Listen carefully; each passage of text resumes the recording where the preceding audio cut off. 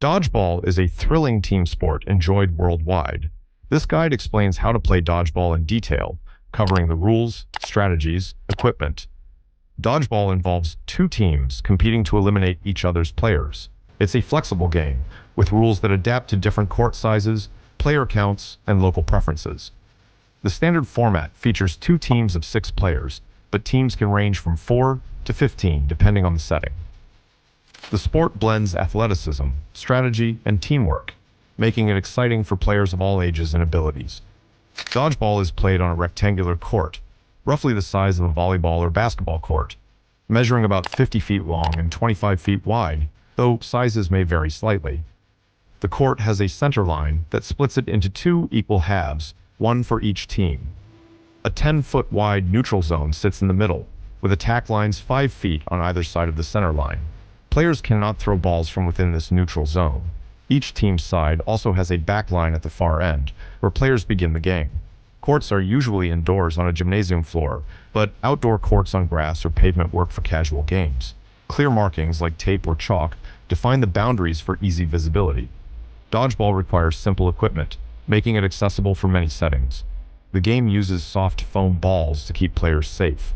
Typically, 6 balls are used, with 3 assigned to each team, though 4 to 8 balls may be used depending on the number of players.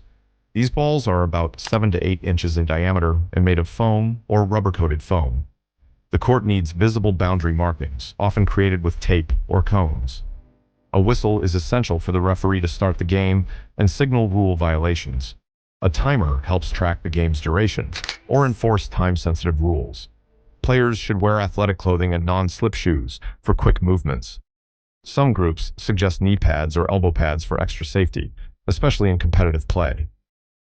Before starting, teams in the court are set up. Each team usually has 6 players, though this can vary. In mixed-gender games, most rules require at least 2 players of each gender in the starting lineup to encourage inclusivity. Substitutes are allowed in some cases, depending on the organization. The balls are placed evenly along the center line, with each team assigned to grab the balls on their right side. For example, Team A takes the 3 balls to their right, and Team B takes the 3 to their left. All players begin behind their team's backline, ready to sprint when the game starts. The game kicks off with the opening rush, signaled by the referee's whistle. Players from both teams run from their backline to the center line to grab their assigned balls. To avoid instant throws, many rules require ball activation. This means players must either touch the ball to their team's back wall or step behind their attack line, outside the neutral zone, before throwing. This rule promotes fairness and strategy at the start, preventing chaotic, immediate throws. Once balls are activated, the main goal is to eliminate opposing players. A player is eliminated, or out, when they are hit by a live ball thrown by an opponent. A live ball is one that hasn't touched the ground, a wall, or another player before striking the target. The ball must hit the player directly on any part of their body, including clothing. When hit, the player must leave the court immediately, moving to a designated out area or bench. Another way to be eliminated is if a player throws a ball and an opponent catches it before it hits the ground. In this case, the thrower is out, and the catching team can bring back one of their previously eliminated players, who re-enters after following any activation rules, like touching the back wall. To avoid being eliminated, players can dodge by moving quickly to evade thrown balls, requiring agility and awareness. They can also block by using a held ball to deflect an incoming one, but the held ball must stay in their hands. If it's knocked out, or the blocked ball hits their body, they're out. Catching a thrown ball before it touches the ground keeps the player safe, eliminates the thrower, and allows a teammate to return. Gameplay continues as players throw, dodge, block, and catch. Teams often use strategies like throwing multiple balls at one opponent to overwhelm them, throwing to distract while a teammate aims for a hit, or focusing on catching to revive teammates. The game ends when one team eliminates all opponents, or when a time limit, usually 20 minutes, is reached. If time runs out, the team with the most players remaining wins. If both teams have the same number of players, a 4-minute overtime decides the winner.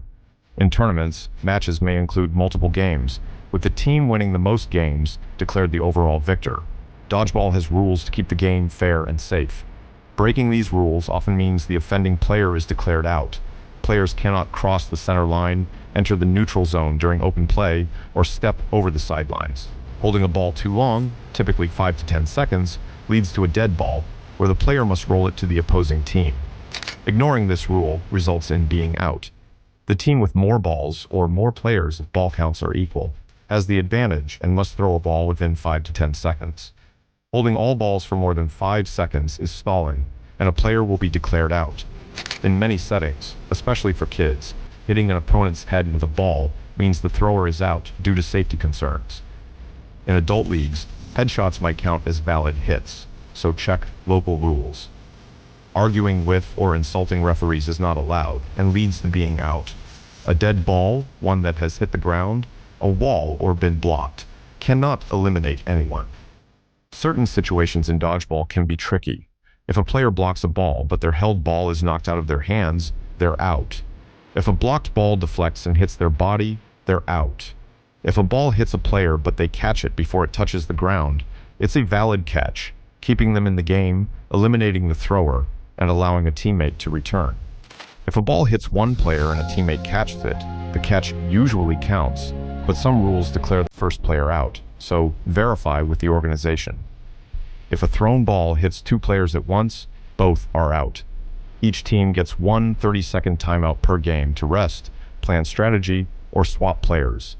Timeouts can't be called during the opening rush. Substitutions are allowed during timeouts or between games, with substitutes waiting in a designated area until the referee allows them to enter. Dodgeball has fun variations to spice things up. Extreme or ultimate dodgeball is played on trampolines or unusual courts, keeping the same rules, but adding a dynamic twist. Pin dodgeball focuses on knocking over pins on the opponent's side instead of eliminating players. Dr. Dodgeball assigns one player per team as a doctor who can revive teammates by tagging them. Safety is crucial for a great dodgeball experience. Use soft foam balls to reduce injury risk. Enforce headshot penalties in youth games to discourage dangerous throws. Keep the court free of obstacles and ensure it has a non-slip surface. Have trained referees oversee the game to enforce rules and settle disputes. Encourage players to warm up and stretch to avoid injuries like strains or sprains. To play dodgeball, gather friends for a casual game, or join a local league. Schools, community centers, and gyms often host dodgeball programs. Practice dodging, throwing, and catching to build skills, and work with teammates to create smart strategies.